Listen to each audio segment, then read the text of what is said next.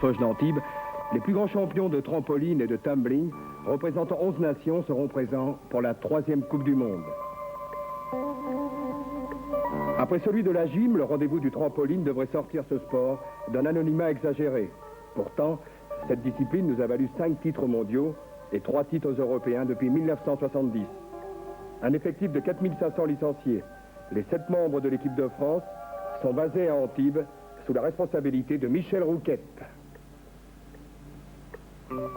L'adversaire principal pour Pioline sera Pelé, qui a gagné la dernière Coupe du Monde, qui est de République fédérale d'Allemagne, et qui sera extrêmement dangereux dans cette compétition. Et puis bien évidemment tous les autres pays, américains, canadiens notamment.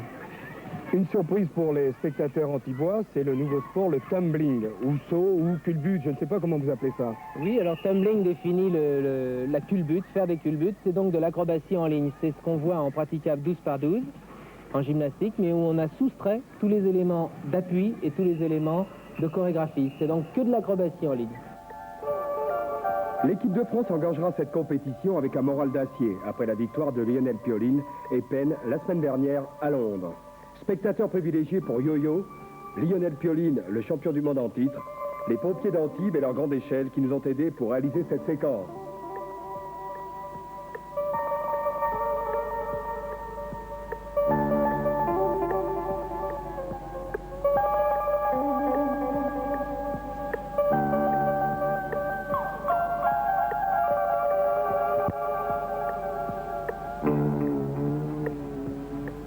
Des nations de trampoline. Regardez, c'est très beau, mais c'est aussi un vrai sport avec ses techniques et ses difficultés.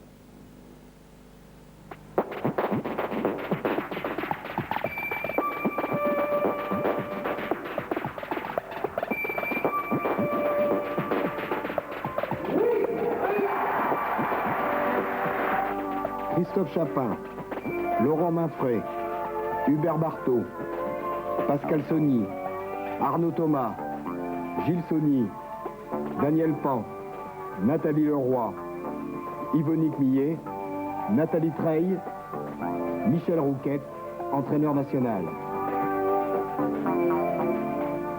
Ça c'est la finale donc, c'est mon exercice libre. Avec c'était une série libre donc qui est tout au loisir du compétiteur. Il choisit lui-même ses exercices.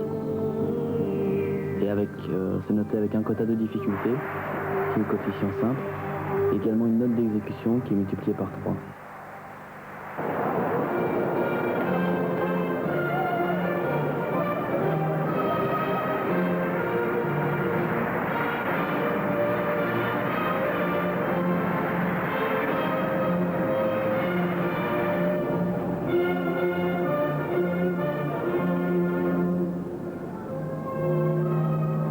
Qui demande beaucoup de repères visuels et surtout des repères intérieurs qui se perdent très vite, qui donc nécessitent beaucoup d'entraînement pour garder en contact ces repères.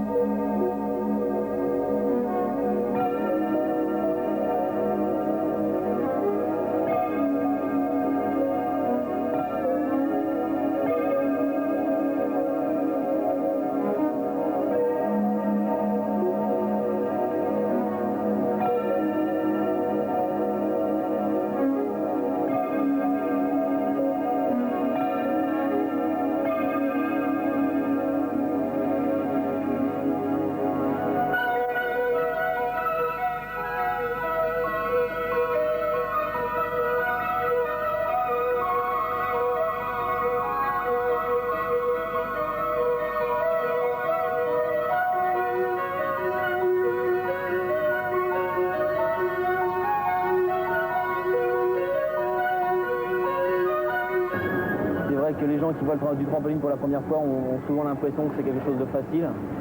C'est un petit peu le but recherché dans le trampoline, c'est faire les choses les plus compliquées possibles et de les rendre à l'œil très faciles. On a l'impression que c'est un envol, c'est quelque chose de simple, mais en fait c'est des années d'entraînement, de préparation et de sensations très difficiles à percevoir.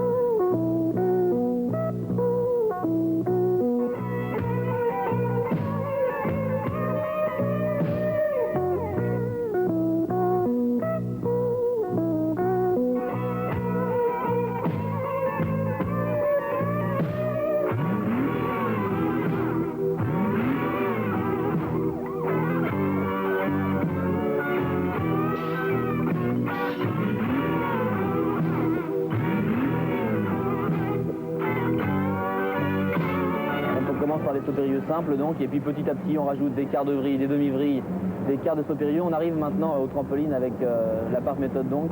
On coupe la figure en plusieurs parties, et c'est ce qui permet de la prendre le plus techniquement possible et sans le prendre le moins de risques.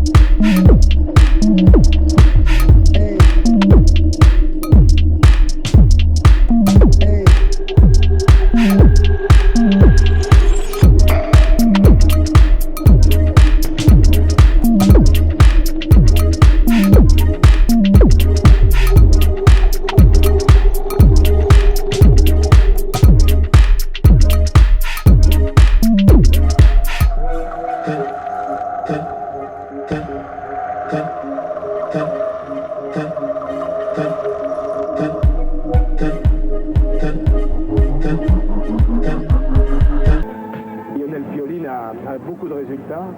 C'est presque un champion du monde au SMIG.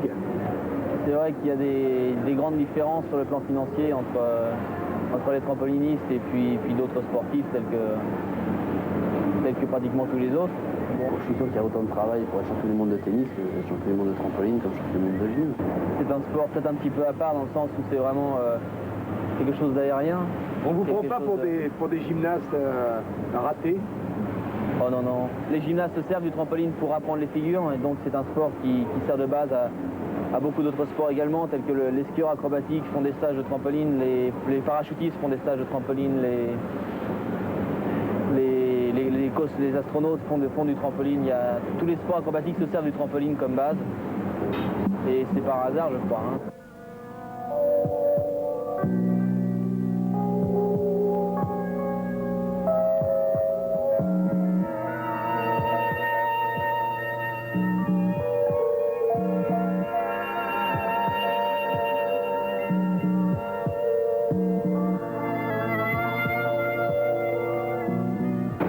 Déjà, il y a eu 4 périlleux de fait par un russe, 4 sauts périlleux avec une demi-vrille. C'est donc une figure aussi très importante. Mais l'évolution ne vient pas forcément dans la difficulté. C'est vrai que depuis l'époque de Richard Tison, par exemple, il y a eu une grande progression dans la difficulté, mais je crois que le changement le plus important a été au niveau de l'esthétique.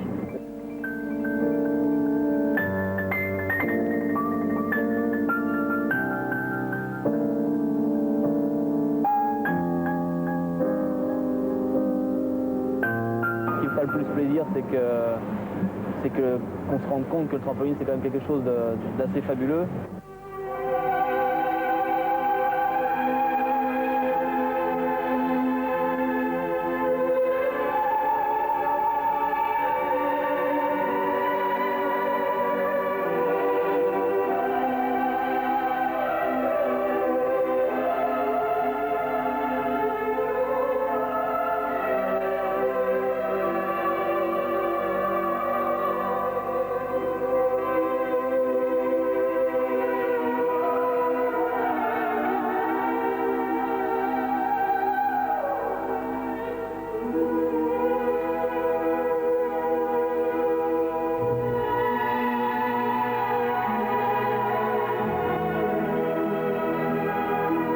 Du monde à Paris.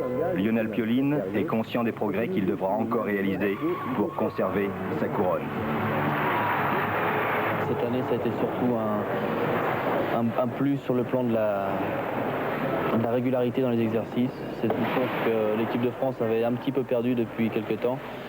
Et je crois que ça devient un point fort Il reste encore beaucoup de travail, je crois, pour Bercy, que ce soit en tumbling comme en trampoline. Un seul objectif donc, les champions du monde à Bercy en octobre 86. Mais là, l'opposition sera plus forte qu'à Antibes. Michel Rouquette, qui entraîne Lionel 3 heures par jour depuis 11 ans, nous promet un fameux duel. Nous voulons jouer ce titre mondial à Bercy qui sera une opposition fantastique entre le soviétique Vadim Karchnozavska et Lionel. Lionel a terminé second des championnats d'Europe à 6 dixièmes. Il l'avait battu à Osaka un an plus tôt. Ce sera la belle à Paris et je pense que ça sera les Français qui gagneront car on va tout faire. Le titre, j'espère qu'on le conservera, mais enfin, il faut dire qu'on a fort à faire quand même. Il y a les Russes, il y a les Américains, il y a les Japonais, il y a les Chinois qui vont arriver sur le marché. Il y a fort à faire quand même. Côté féminin, pas de surprise non plus. La championne du monde, l'anglaise Suzanne Shotton, remporte sa 2e Coupe du Monde. Associée à son compatriote Nigel Randall, elle gagne aussi l'épreuve synchronisée mixte. Le regard qui se déplace dans le plan horizontal, voici maintenant le tumbling avec sa piste à ressort longue de 25 mètres. L'américaine Jill Olembeck, comme Pioline et Shotton, est intouchable. On n'est pas championne du monde pour rien. Les Françaises se sont pourtant bien défendues. Sandrine Vacher est 3e et ici Isabelle Jagueux, récente championne d'Europe, prend la 2e place malgré une arrivée plutôt manquée. Il est également champion d'Europe, Pascal Eouzan, mais un raté dans son dernier passage lui fait perdre la 2e place. Une 2e place qui reviendra à un autre Français, Didier Semola.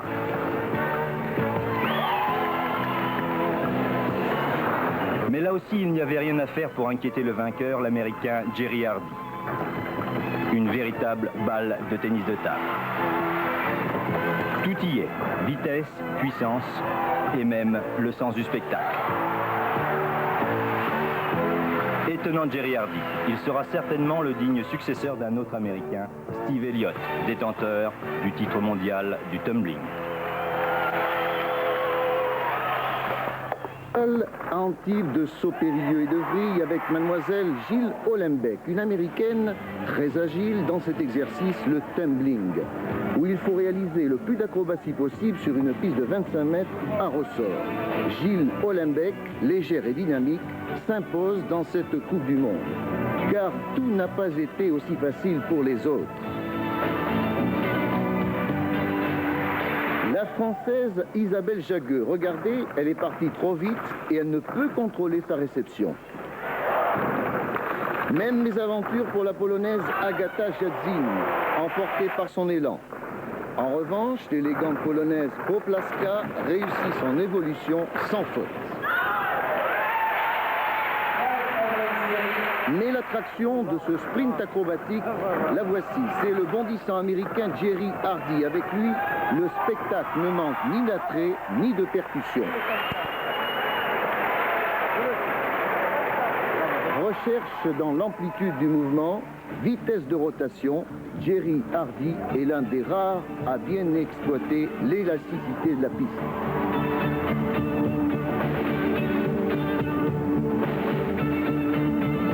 Meilleur français, Didier Semola, avec une série de sauts bien tendus. Et sur cette image au ralenti, on peut mieux apprécier les prises d'appui du tumbler.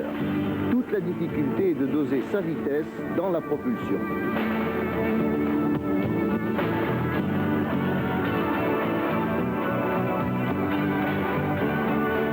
Mais attention, regardez l'américain Shetfoss, bien parti, mais mauvaise arrivée.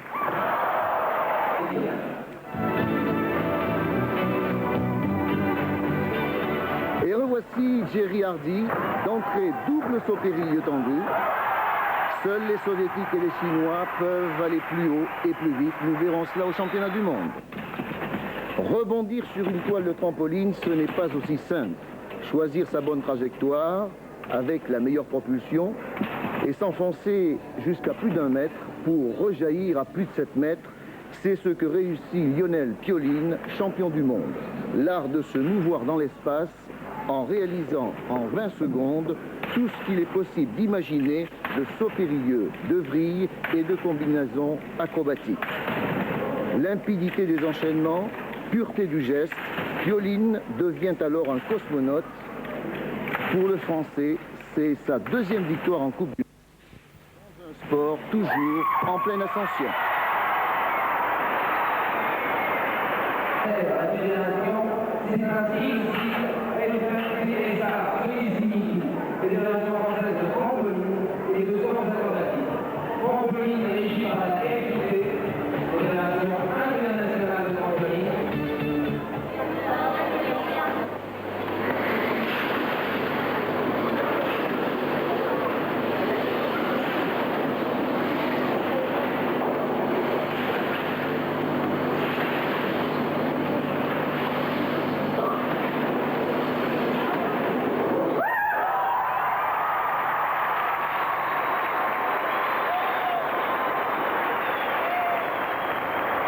Parlez-nous un petit peu de votre fédération. Combien de licenciés? Eh bien écoutez, je préfère parler de pratiquants. Il y en a 24 000 et de licenciés, il y en a 3 500, mais qui sont uniquement licenciés compétition. Quelles sont les qualités requises pour pratiquer ce sport? Il faut être souple et puis être tonique aussi. Donc c'est un accouplement des deux qualités. Voilà. Et puis bon, il faut s'entraîner tout le temps, tous les jours. Comment on initie les jeunes qui viennent à ce sport? Ça se passe souvent dans les écoles, on commence à les faire rebondir et après on leur apprend les figures de base, les tombées assis, tombées dos, les tombées ventre et après on passe aux choses plus sérieuses, on attaque les sauts périlleux. Le trampoline c'est plus physique ou artistique? Je crois pas que ce soit très physique. C'est physique bien sûr, mais si on compare à la gymnastique par exemple, c'est nettement moins physique. Par contre, sur le plan physiologique et intellectuel, c'est quelque chose d'assez difficile. Il faut une concentration très importante en permanence. On n'a pas de droit à l'erreur. La chute au trampoline, c'est pas très tolérable. Alors c'est facile à éviter, il faut énormément de concentration, une disponibilité à 100% en permanence. Je crois que c'est la chose la plus difficile. Les risques du métier chez toi, c'est quoi? Eh bien, les risques du métier, c'est de régresser ou de garder le niveau. Le trampoline est un sport très jeune qui évolue d'une façon fulgurante. Et pour rester sur la plus haute marche du podium ou pour rester dans les meilleurs mondiaux, il faut sans cesse progresser et pas se contenter de garder le niveau acquis. Et c'est quelque chose de très difficile. Est-ce que la peur a un rôle important? Oui, il ne faut pas être peureux. Quels sont les principaux accidents? Il n'y en a pas beaucoup, c'est souvent les luxations, les cassures comme dans tous les sports. On imagine que c'est dangereux, ça ne l'est pas? Non, pas du tout. Si on est bien entraîné, il n'y a pas de problème. En ce qui concerne l'équipe de France, c'est environ 3 heures, entre 3 et 4 heures d'entraînement quotidien.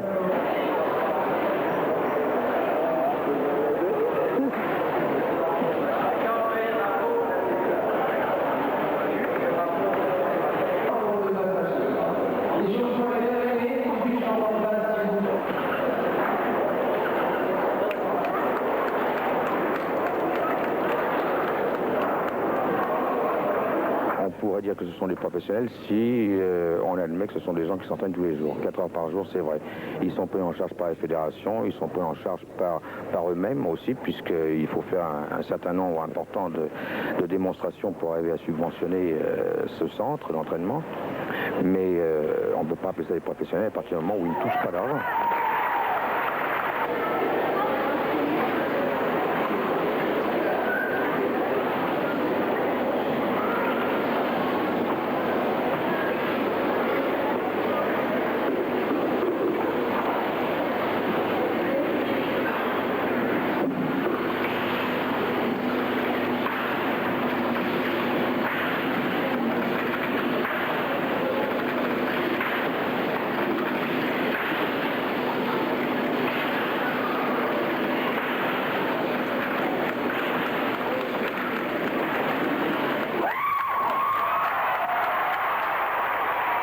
L'argent dans la compétition, comment est-il présent ici au niveau du sponsoring? J'ai vu pas mal d'affiches publicitaires.